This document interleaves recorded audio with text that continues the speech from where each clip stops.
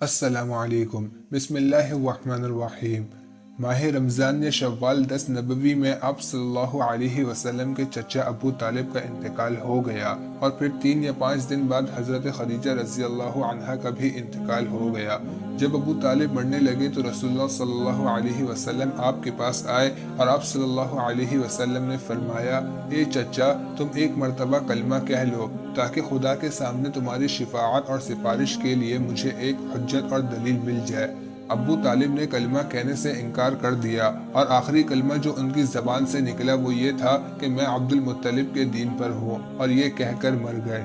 ابو طالب کے چلے جانے کے بعد آپ کا کوئی حامی اور مددگار نہ رہا، اور حضرت خدیجہ رضی اللہ عنہا کے رخصت ہو جانے سے آپ کو کوئی تسلی دینے والا اور آپ کے ساتھ کوئی غم بانٹنے والا نہیں رہا۔ اس لیے آپ نے قریش مکہ سے مجبور ہو کر آخر شوال 10 نبوی میں طائف کا قصد فرمایا کہ شاید کہ طائف کے لوگ اللہ تعالیٰ کی ہدایت کو قبول کریں اور اس کے دین کے حامی اور مددگار ہو۔ آپ زید بن حارثہ کو اپنے ساتھ طائف تشریف لے گئے تھے۔ طائف پہنچ کر آپ نے ان 3 بھائیوں پر اسلام پیش کیا جو وہاں کے سرداروں میں سے تھے۔ بجائے اس کے کہ وہ کلمہ حق کو سنتے، نہایت سختی سے آپ صلی اللہ علیہ وسلم کو جواب دے دیا۔ ایک نے کہا کہ کیا خدا نے کعبہ کا پردہ چاک کرنے کے لیے تجھ کو نبی بنا کر بھیجا ہے؟ اور ایک نے کہا کہ کیا خدا کو اپنی پیغمبری کے لیے تمہارے سوا کوئی اور نہیں ملا؟ اور ایک نے کہا کہ خدا کی قسم، میں تم سے کوئی کلام ہی نہ کروں گا۔ اگر واقعی میں اللہ نے تجھ کو رسول بنا کر بھیجا ہے تو تیرے کلام کا رد کرنا سخت خطرناک ہے۔ مگر اس نادان نے یہ نہیں سمجھا کہ اللہ کے پیغمبر کے ساتھ استہزاء اور اس کا مذاق اڑانا اس سے بھی زیادہ سخت ہے، اور اس نے یہ کہا کہ اگر تم اللہ کے رسول نہیں ہو تو پھر تم اس لائق نہیں کہ تم سے بات کی جائے اور تمہاری طرف متوجہ ہوا جائے۔ اس کے بعد ان سرداروں نے بازاری لڑکوں کو اکسا دیا کہ وہ آپ پر پتھر برسائیں اور آپ کا مذاق اڑائیں۔ ظالموں نے اس قدر پتھر برسائے کہ آپ زخمی ہو گئے۔ جب آپ زخموں کی تکلیف سے بیٹھ جاتے تو یہ بد نصیب آپ کے بازو کو پکڑ کر دوبارہ پتھر برسانے کے لیے کھڑا کر دیتے اور ہنستے۔ حضرت زید بن حارثہ رضی اللہ عنہ جو اس سفر میں آپ کے ہمراہ تھے، وہ آپ کو بچاتے اور یہ کوشش کرتے کہ جو پتھر بھی آئے وہ آپ کے بجائے مجھ پر گر پڑے۔ اسی میں زید بن حارثہ رضی اللہ عنہ کا تمام سر زخمی ہو گیا اور آپ کے پاؤں اس قدر زخمی ہو گئے کہ ان سے خون بہنے لگا۔ طائف سے واپسی میں عتبہ بن ربیعہ اور شیبہ بن ربیعہ کا باغ پڑتا تھا جو آپ صلی اللہ علیہ وسلم کے پرانے دشمن تھے اور ہر وقت آپ کو قتل کرنے کے در پر رہتے تھے۔ وہاں ایک درخت کے سائے میں سانس لینے کے لیے آپ بیٹھ گئے اور آپ نے اللہ تعالیٰ سے دعا مانگی۔ دعا کی قبولیت کے لیے تو نبوت اور رسالت ہی کا وصف کافی تھا، کیونکہ ہر نبی کی دعا قبول ہوتی ہے، لیکن اس وقت وصف نبوت کے علاوہ آپ مجبور اور مظلوم اور غربت اور مسافر بھی تھے، اور حدیث میں آیا ہے کہ مظلوم اور مسافر کی دعا بلا شبہ قبول ہوتی ہے۔ بس ایسی ذات کی دعا کا کیا پوچھنا کہ جو نبی اور رسول بھی ہو، مجبور بھی ہو، مظلوم بھی ہو، غریب اور مسافر بھی ہو۔ ایسی دعا کا زبان سے نکلنا تھا کہ قبولیت کے دروازے کھل گئے۔ وہی عتبہ اور شیبہ کہ جن کا دل اب تک پتھر سے زیادہ سخت تھا، آپ کی اس بے کسی اور مظلومیت کو باغ کے اندر بیٹھے دیکھ رہے تھے۔ یہ دیکھ کر ان کے دل نرم ہو گئے اور انہوں نے اپنے غلام عداس کو بلا کر کہا کہ ایک پیالے میں انگور رکھ کر اس شخص کے پاس لے جاؤ اور ان سے کہو کہ اس میں سے تھوڑا بہت کچھ ضرور کھائیں۔ عداس نے آپ کے سامنے وہ پیالہ لا کر رکھا۔ رسول اللہ صلی اللہ علیہ وسلم نے بسم اللہ پڑھ کر کھانا شروع کیا۔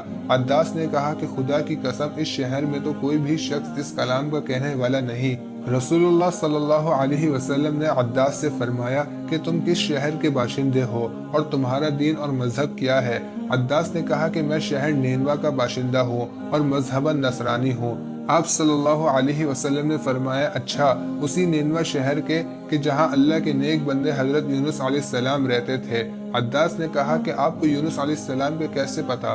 آپ صلی اللہ علیہ وسلم نے فرمایا، وہ میرے بھائی نبی تھے اور میں بھی نبی ہوں۔ عداس نے آپ صلی اللہ علیہ وسلم کی پیشانی اور ہاتھوں اور پیروں کو بوسہ دیا اور یہ کہا کہ میں گواہی دیتا ہوں کہ بے شک آپ اللہ کے بندے اور اس کے رسول ہیں، اور وہ مسلمان ہو گیا۔ جب عداس آپ کے پاس سے واپس آیا تو عتبہ اور شیبہ نے کہا کہ تو اس شخص کے ہاتھ اور پیروں کو کیوں بوسہ دیتا تھا؟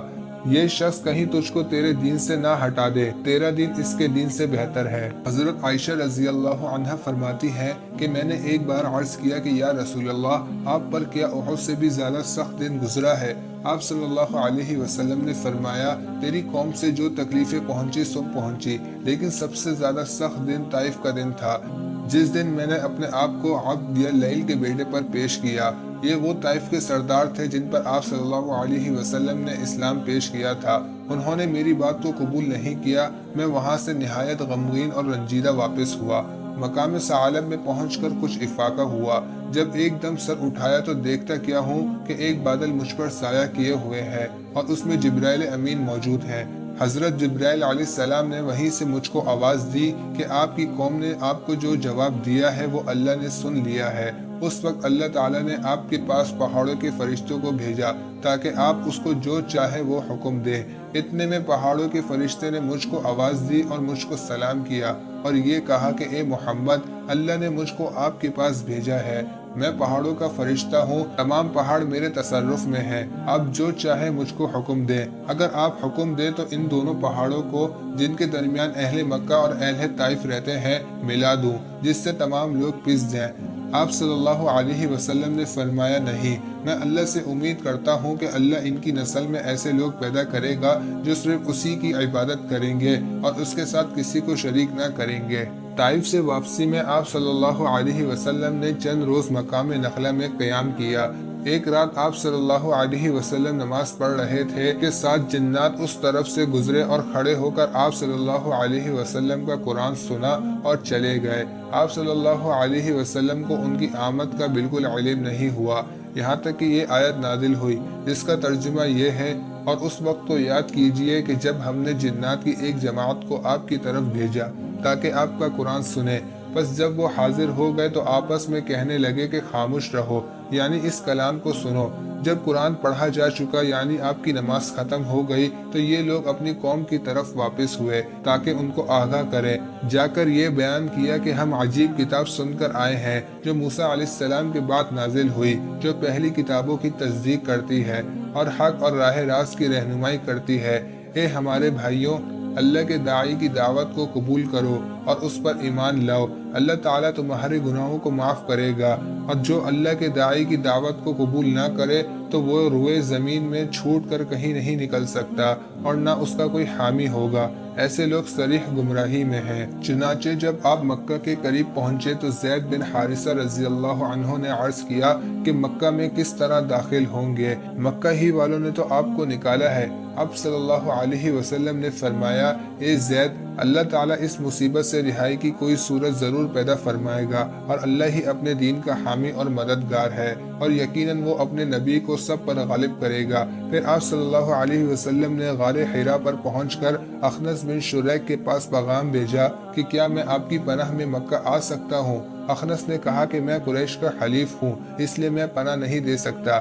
اس کے بعد آپ نے یہی پیغام سہیل بن عمر کے پاس بھیجا۔ سہیل نے کہا کہ بنو عامر اور بنو کعب کے مقابلے میں پناہ نہیں دے سکتا۔ اس کے بعد آپ نے مطعم بن عدی کے پاس یہ پیغام بھیجا کہ کیا میں آپ کی پناہ میں مکہ آ سکتا ہوں؟ مطعم نے آپ صلی اللہ علیہ وسلم کی فرمائش قبول کی اور اپنے بیٹوں کو اور قوم کے لوگوں کو بلا کر حکم دیا کہ ہتھیار لگا کر حرم کے دروازے پر کھڑے رہے۔ میں نے محمد صلی اللہ علیہ وسلم کو پناہ دی ہے، اور خود ان پر سوار ہو کر حرم کے پاس آ کھڑا ہوا اور پکار کر کہا، اے قریش کے لوگوں، میں نے محمد صلی اللہ علیہ وسلم کو پناہ دی ہے، کوئی ان کو کچھ نہ کہے۔ آپ صلی اللہ علیہ وسلم حرم میں تشریف لائے اور حجر اسود کو بوسہ دیا اور طواف کیا اور مکان واپس تشریف لے گئے۔ مطعم اور اس کے بیٹے آپ صلی اللہ علیہ وسلم کو حلقے میں لیے ہوئے تھے۔